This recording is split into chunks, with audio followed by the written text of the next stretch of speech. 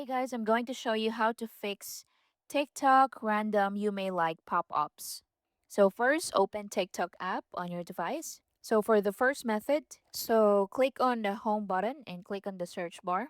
Now scroll down a bit to you may like section and click on refresh next to it.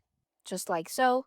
So it's going to change your you may like suggestions. So see if that works. For the second method, let's go back. Click on your profile at the bottom right. Now at the top right, click on the three lines. Now click on settings and privacy. Scroll down until you find activity center. Then tap on that. Next, click on search history. And next, what we're going to do is to clear all search history. So in the top right, click on select. And let's check all of this, just like that. Once done, at the bottom right, click on delete all. Now confirm the action, and now search history has been deleted.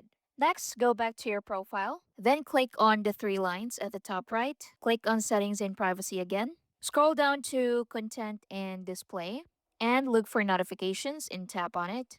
Scroll down a bit and look for personalized post suggestions. Now, here you have posts from reposted by others and posts you might like. So make sure you turned off posts from people you may know and posts you might like. So just tap on that to turn it off, just like that.